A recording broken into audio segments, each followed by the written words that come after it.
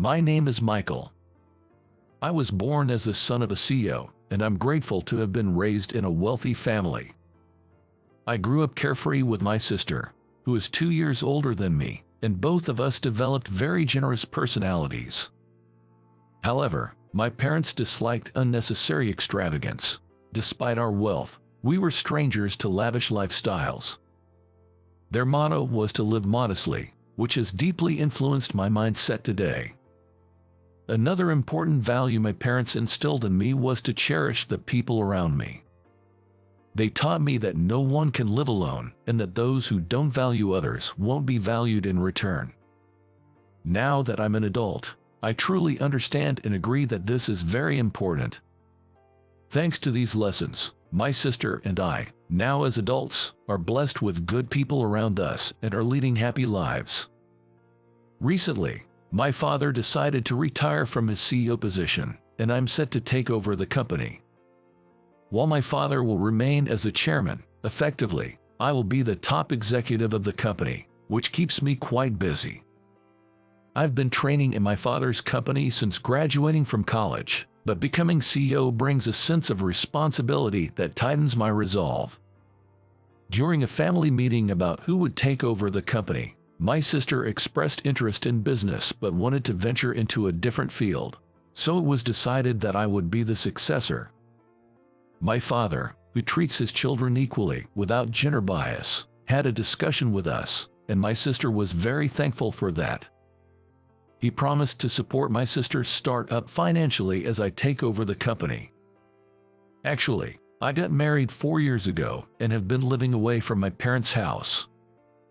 I met my wife, Emily, through our shared hobby of tennis. After dating for 2 years and now being married for 4, I'm still head over heels for her. Emily is both elegant and beautiful. I fell for her at first sight, but the more I got to know her, the deeper I fell into the Emily trap. Despite her delicate and slender appearance, she's a woman with a strong character and resilience. She's even more robust than some men, which is very admirable. We don't have children yet, but I'm confident that if we're blessed with kids, Emily and I will do a great job raising them. With our wedding anniversary coming up in 3 months, we're discussing going out for a nice meal, but Emily says such luxury isn't necessary. Indeed, Emily, like my parents, isn't much for extravagance. The only things we really spend money on are our house and car. We also prioritize quality food ingredients. That's because Emily loves to cook. Apart from that, we never waste money. Emily's passion for cooking and our mutual preference for a simple lifestyle mean we rarely dine out, except for anniversaries. We only visit our favorite restaurant when eating with my parents. Otherwise, we mostly stay at home. But this time, I managed to convince Emily to go out, celebrating not just our anniversary, but also my new role as CEO. Emily doesn't dislike eating out, but she always says that excessive luxury undermines our regular efforts. I agree with her philosophy. That's why these rare dining out opportunities as a couple make me exceptionally excited. Another reason Emily prefers staying home is our house. We've invested a lot in building our ideal home from scratch, and Emily loves it. She was particularly involved in designing the kitchen, spending most of her day there. Emily's cooking is always delicious, making me look forward to coming home every day. Another one of Emily's favorite spots is the living room. It's designed like a log cabin with large windows that offer a view of expansive greenery. Emily loves sitting in front of the window, either in a rocking chair or on a large sofa, sipping coffee while enjoying the view. When she's not in the kitchen, she's usually there. I also love this room, so reading while taking in the scenery from the living room has become a daily routine for me. Michael, here's something to go with your reading. Well, this looks delicious. Thanks, Emily. You're welcome. I'll take a little break too. When I'm reading, Emily sometimes makes snacks for me. My favorite is her cinnamon cookies. They're the perfect reading companion and go well with coffee. Made with rice flour, they're light and can be enjoyed in large quantities. By the way, I was able to make a reservation for our anniversary dinner. They apologized for not having any private rooms available. Thanks for making the reservation. It's totally fine without a private room. No need to apologize. We always have a private room for family meals, so they were probably just trying to be considerate. I'm just happy we can eat there. Emily is like this. She's always grateful for everything and never complains. Our values align so closely, making it so comfortable and reassuring to be together. Despite her gentle demeanor, she has a strong core. Her toughness, rarely seen, always surprises me. The next day, as usual, I head to the office. Today is a bit busier due to some handovers I have to manage. As my inauguration as CEO is fast approaching, the company is in full swing. In fact, it's officially decided that I'll take over as CEO the day after our wedding anniversary. Morning. Good morning. You're visiting clients today. Yeah, staying in the office depresses me. I see. Haka. His name is Brian, an elite in our company. But his self-awareness as an elite can be a bit troublesome. Sure, he's competent, but he constantly belittles others, looking down on them. He's exactly the type I dislike the most. Everyone knows I'm the CEO's son and that I'll soon take over the business. Brian is no exception. I have no intention of using that to my advantage, nor do I want anyone to kowtow to me. But I'm not a fan of Brian's attitude, acting as if his competence entitles him to do whatever he pleases. Displaying such behavior to the future CEO might seem straightforward, but I'll be heading straight home today, so call my cell phone if you need anything. Got it. Brian left the office without greeting anyone else, quickly making his exit. Although he's capable, his reputation among the staff isn't great, so there's a noticeable lift in spirits when he's not around. While handling the handover, I probe into Brian's recent behavior. With my upcoming role as CEO, I've been focusing on gathering feedback from employees to improve communication within the company. Then, the complaints about Brian keep coming. They all boil down to his lack of respect for others. The main grievance is about his domineering attitude. He tells others not to instruct him in his work, causing communication issues and frustration. And his reaction when someone makes a mistake. Instead of offering support, he berates and ridicules, and that's the end of it. He reportedly never gives advice on what could have been done better. Apparently, he believes that advising the weak is pointless since they won't understand, and if they improve based on his advice, it would only get in his way. Isn't that just a terrible attitude? Despite calling others weak, he seems afraid of their potential growth affecting his sales performance. It's quite pitiful. Hearing this, I've resolved to first improve the company's atmosphere once I take office. Harassment will not be tolerated. I need to have a serious talk with Brian. I was thinking, when. Michael, do you have a moment? Dad, what's up? This is unusual. There's been a complaint about an employee, and I want you to handle it. What's going on? It seems that at this moment, a certain employee could no longer tolerate Brian and filed a complaint against him. While I understand a complaint, it's not as simple as just firing him on the spot. A proper warning and a chance to change his behavior is what a company should provide. I advise the employee to keep a detailed record of any harassment from Brian going forward. And I decided to have a talk with Brian the next day. Brian, can we talk? What? I'm heading out soon. I don't have much time. I informed him about the complaint. Seriously, the incompetent always seek help. No brains otherwise. If they are so upset, they should just try to perform like me. Seriously, I can understand where Brian is coming from. He does have skills. But that doesn't justify hurting others. I made that clear to him. I acknowledge that you're good at your job, and the company values your contribution, but you do understand that doesn't give you the right to hurt others, right? On the contrary, people who don't value others won't be valued themselves, and it could ruin the talent you have. This is a warning, but next time, I may have to be more strict. Yeah, the world is just full of weak people. If everyone were as tough as me, the world would be a better place. Seriously, I'm supporting my family, living luxuriously, and still have money to spare. Everyone else is just too soft.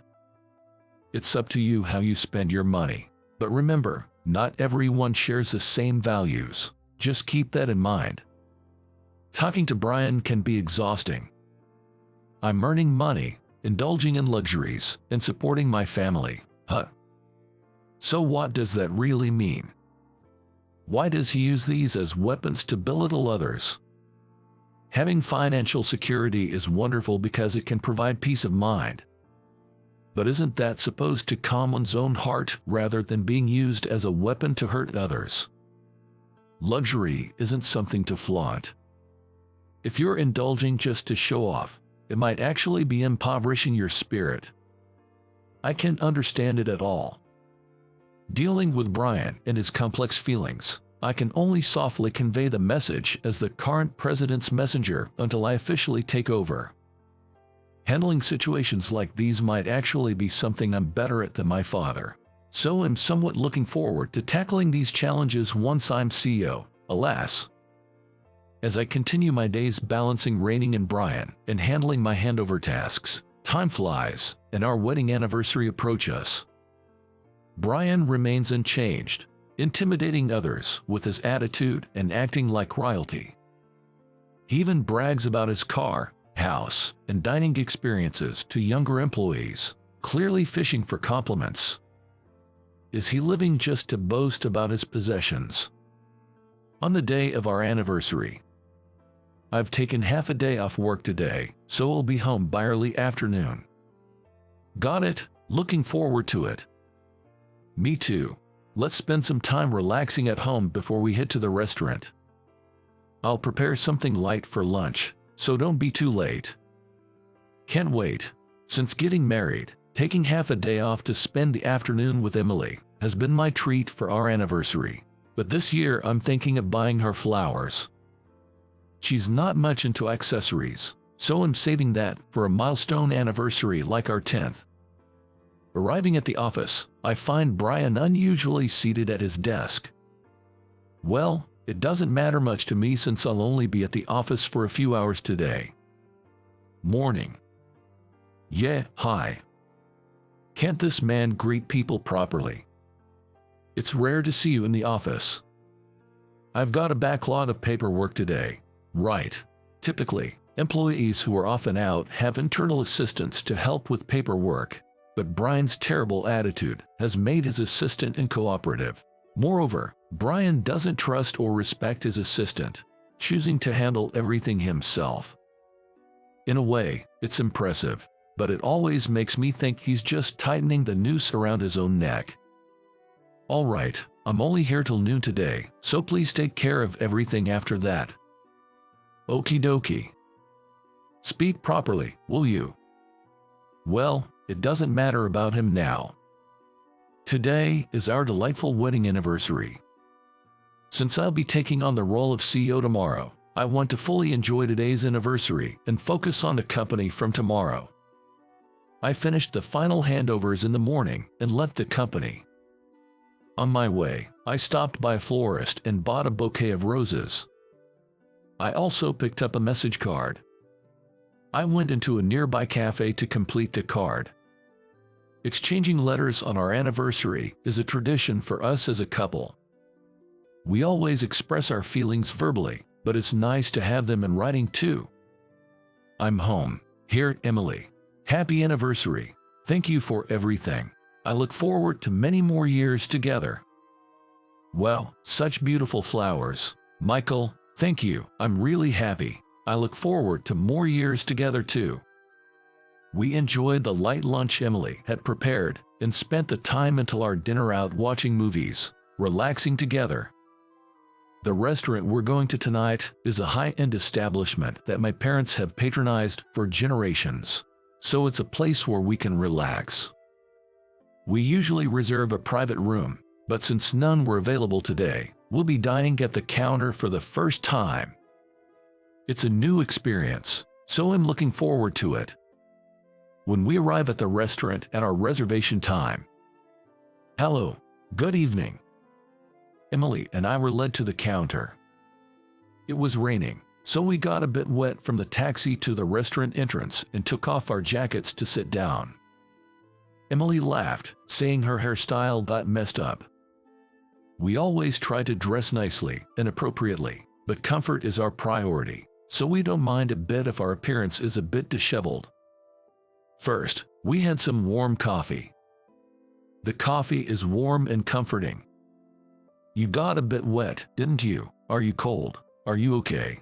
"I'm fine. I'm looking forward to the meal." Neither Emily nor I drink alcohol. It's not that we're abstaining. By chance, both of us just don't drink. We thought about having some wine for a change since it's our anniversary, but since there's tomorrow to think about, we decided to stick with coffee. But this coffee isn't just any coffee. It's a specialty coffee from the restaurant, not free. No compromises for our wedding anniversary. The aroma of coffee is softly fragrant and relaxing. We both wish each other happy wedding anniversary and toast with a cup of coffee. While we were toasting with our coffee, a woman was led to the counter seat next to us. No private rooms available. Private rooms are reserved for parties of 2 or more, and unfortunately, they're all booked today. Useless, as always. Give me the usual white wine. A rather high-handed woman took the seat next to us. Although she's seated a couple of seats away, her voice is loud enough for us to hear everything. Looking the other way, I caught Emily's eye. Emily just smiled sweetly at me. "Ah, my soothing angel." Today is about celebrating with Emily. I regretted even momentarily paying attention to the woman next seat. "Is this freshly opened?" "Yes, it was opened just today." "Don't underestimate me. I won't accept anything that's not fresh." She's been noisy since she arrived. On our special anniversary, no less. Maybe we should have chosen a different restaurant if we couldn't get a private room. "Emily, sorry we couldn't get a private room." I apologized to Emily in a soft voice. "It's totally fine. Let's enjoy the meal." Emily is smiling and completely unfazed. She truly is an admirable woman.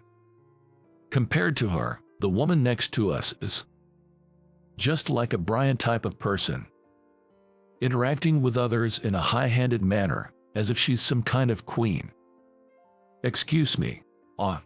Yes, this is the worst. She started talking to us. Since it's our go-to restaurant, I can't just ignore another customer, so reluctantly, I turn towards the woman. "You're new here, aren't you? Your aura gives it away." "Not really new here, haha." She's being outright rude from the get-go. "I just want to handle this quickly and end it." "I saw you toasting with coffee earlier. This isn't that kind of place. People without money won't enjoy it here. Everything is high-end." "Your Chardonnay, madam." The server arrived with the wine at the perfect timing, quieting the woman down as she started on her appetizer and wine. I turned to Emily, feeling relieved. "Sorry about this. I wanted us to have a nice time together." "It's okay. Maybe she's just lonely." How endlessly kind can Emily be? Even on our wedding anniversary, when someone else implies we didn't belong, she tries to understand their situation. I need to learn from her. Feeling ashamed of my momentary irritation. Then, our course's appetizer arrived. Delicate and beautifully presented, it brought an involuntary smile to my face.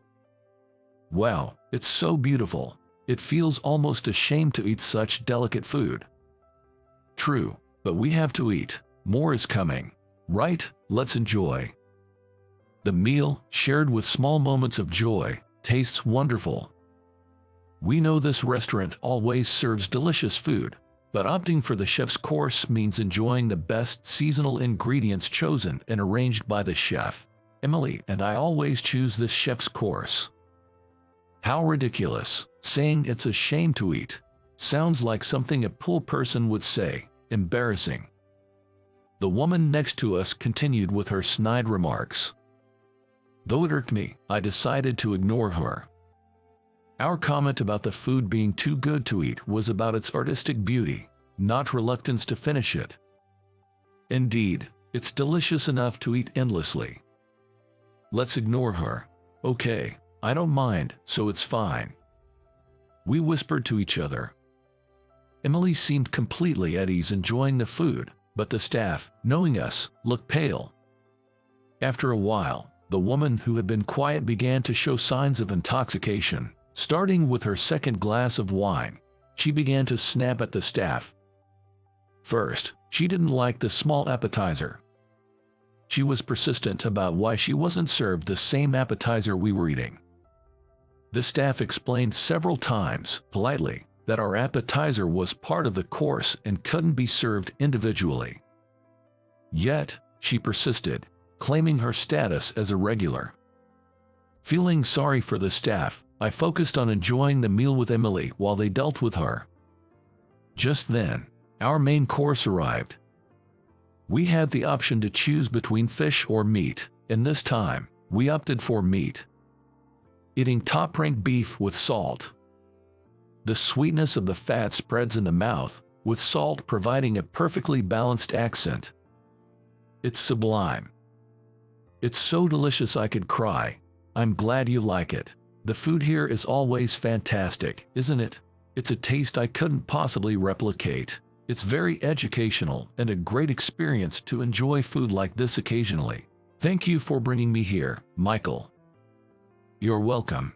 Happy anniversary. Happy anniversary to you too.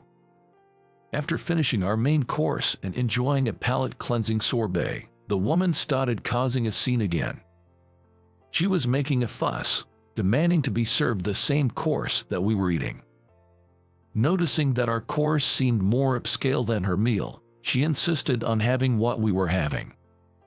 Despite her loud claims that she usually dines on more expensive fare, trying to make us aware, we completely ignored her. Then, she started boasting about her expenditures, mentioning specific dates and amounts spent, turning it into a display of extravagance. Listening to such content, I couldn't help but grimace in embarrassment. The staff, while desperately trying to maintain professionalism, explained that our course was pre-booked and couldn't be served on a whim today. Observing her, it seemed she wanted to assert dominance over us, suddenly standing up and shouting for everyone to hear. Bring out my usual $3,000 bottle. The usual. Apparently, she resorted to flaunting an expensive wine as her final move. We were here to celebrate our anniversary, not to compete with her, and frankly, flaunting wealth isn't our thing. Why there are people like her is beyond me, but at the moment, it's best to let sleeping dogs lie. Whatever expensive wine she orders doesn't concern us. We just hope she leaves us alone as we wait for the rest of our meal. Emily, too, was surprised by the woman's loud voice, but then went back to enjoying her sorbet. As we started on the next course, the woman, bottle in hand, approached us. I had a bad feeling about this. The clicking of her heels got closer, and the perfume she wore started to overpower the delicious aroma of our food. Excuse me. Yes. Have you been silently competing with me by eating all this fancy food? Excuse me. We're just here to enjoy a nice meal for our anniversary. Pretending to call the waiter over to show off your food, right? It's obvious you're flaunting it. It just happens that your seat is between the kitchen and us, and it's natural for the staff to serve our food.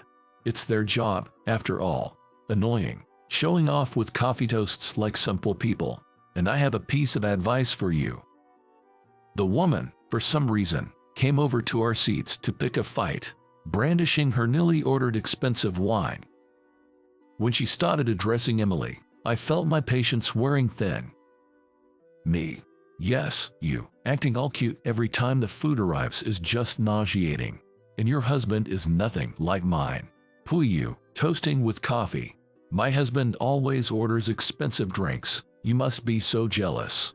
I'm sorry if we made you uncomfortable.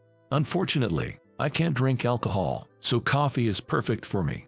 It's wonderful your husband orders drinks that make you happy. Emily's response was graceful and composed. She's just too cool. But my stance remains unchanged. If she says anything more to hurt Emily, I won't let it slide. Oh, what? Pretending not to be hurt. You know, my husband is an elite businessman earning a lot, ensuring a secure future. He's nothing like the shabby man sitting next to you. Stop. I won't allow any more insults towards my precious wife. If you have an issue, address it to me. The staff looked pale. Understandably. A regular patron is being hassled by a troublesome customer. The restaurant is in a difficult position, unable to respond properly to such a formidable opponent. Humph, what precious wife. I hate how dependent poor people are. Oh, and you've never tasted such expensive alcohol, have you? Unfortunately, both of us don't drink alcohol, so we haven't tried it. I'll just have to force you to drink it then. At that moment, my vision blurred, and I started hearing screams around me as I realized what had happened. The woman had poured the expensive wine she had been holding all this while over my head. The wine flowed like a waterfall until the bottle was empty. Thank you, I couldn't quite taste it, but may I ask for your name? I've just now come to understand how distinguished you are. Oh, you're soaking wet. You have to drink it all, not waste it. Now that you understand, that's good enough for me. My name is Sarah. I'm an elite's wife, so don't you dare think you're above me. Sarah, what's your husband's name? It'd be good to remember both of you, right? As if you'd ever meet my capable husband. Brian. Unlike you, he's an elite, bringing in loads of money. I see, I'll remember that. Seemingly satisfied, Sarah left the restaurant after only having some appetizers and snacks. The staff and the owner apologized profusely, but I reassured them it wasn't their fault. Hearing Sarah's story, it clicked that her husband was Brian. Their use of language was too similar not to notice, and sure enough, I was right. Like-minded couple, indeed. According to the staff, Sarah always visits alone and has never come with her husband. She's known to cause trouble by trying to assert dominance over other customers. Emily laughed, saying, "We really got a show, didn't we?" with a smile. Her calmness is soothing. Despite the incident, since we had finished our meal, we canceled just the dessert, used my jacket, which had stayed dry, as a makeshift cover, and took a taxi home. The next day, despite being a bit distracted by the previous day's misfortune, it was my day to officially become the CEO. After the inauguration ceremony, I entered the CEO's office. The first thing I decided to do was clear. I prepared all the necessary documents and called Brian to the CEO's office. Excuse me. Hi, do you know why you've been called here? Is it a promotion? It's the opposite, actually. I'm letting you go. What? Why? Brian was taken aback. But I had done my homework thoroughly. After the incident at the restaurant, I had a thorough talk with the staff and the owner. And then came pouring out all the complaints about Sarah. I happened to meet your wife yesterday. Sarah, but what does that have to do with me being fired? She was quite true to me, and in the end, poured an entire bottle of wine over my head. After telling Brian about everything that happened yesterday, he turned pale. Sweat poured down his face as he started to tremble. I told Brian to calm down and offered him some water. I'm so sorry. I'll make sure to talk to my wife. Please don't fire me. It's not just about your wife. What? Brian, you've been telling your wife to be worthy of someone like you, an elite. To not associate with poor people but to brag about you instead. To always show off your status. That's, well, indeed, Brian had been instructing his wife to strive to match him and to boast about him to the world. I cannot tolerate using our company's name to hurt others. Our company's principle is to always be grateful to those around us. You've strayed too far from that principle, and your behavior at work has been escalating, hasn't it? That's absolutely not true. I've been careful since I was warned. Do you think it's okay as long as you don't say anything? Throwing documents, ignoring people when spoken to, banging on desks, kicking chairs. All of this is considered harassment, and all the employees have been keeping records. We have all the evidence. I didn't know. I was recorded. Brian seemed to think he could avoid harassment allegations by not verbalizing it, but that's not how it works. After losing his ability to speak, Brian became even more aggressive and high-handed. I had all the records sent to me, providing ample grounds for his dismissal. While I couldn't forgive what Sarah did, if Brian hadn't been such a person, perhaps Sarah might have been different. Considering this, I couldn't just leave Brian unchecked. For the company, losing Brian's sales skills was less of a loss compared to losing other valuable employees. I made the decision to fire him in good conscience. Afterwards, Brian accepted his dismissal and left the company. Apparently, he and Sarah had been in a troubled marriage for years, initially marrying for his money. When Brian lost his job, Sarah, having lost interest, filed for divorce. However, Brian, fearing the social stigma of losing his job and getting divorced, refused. Instead, he blamed Sarah for his job loss and filed a lawsuit for compensation. Of course, Sarah refused to pay any alimony, leading to a messy divorce battle. Both were individuals who believed being a part of the elite was their status. Their marriage was more about maintaining appearances than about love. A loveless marriage eroded their souls, with Sarah maintaining her balance by asserting dominance over others and Brian through harassment. While I felt sorry for them, helping them wasn't the company's job. I hoped they would relearn what's truly important in life. As for me, becoming CEO and firing Brian as my first act turned me into a hero among employees. I didn't want to be a hero for firing someone, but I was glad it showed I treated employees fairly. To improve the company's openness, I keep the door to my office open every day. It's to make it easy for anyone to talk to me frankly. However, not many people casually stop by the CEO's office. Still, it's really fun when my colleagues, who used to work alongside me, gather in the CEO's office during lunch break to eat together. My father, now chairman, occasionally joined us for lunch, saying he never experienced such openness during his tenure as CEO. I wanted to preserve my father's teachings while introducing new ideas. Emily continued her usual routine in our home's kitchen and living room. She constantly came up with delicious recipes and let me taste test them, each one amazing. We still didn't dine out much, but considering recent events, staying home felt like the happiest option. Every night, we'd drink coffee by the fireplace, sharing our day's stories. Emily said cooking was her stress reliever and asked me to let her keep doing it, so I planned to indulge her for a while. If she ever got tired of cooking, I wouldn't mind hiring a personal chef. I'm willing to spend money for our happiness. We agreed to value our current happiness and avoid unnecessary expenses. While it meant a modest lifestyle for a while, it was our way of being happy. I'll continue working hard to protect this happiness. We even talked about a stork visiting us soon, giving me more reason to work hard. Until that day comes, Emily and I will enjoy our life together,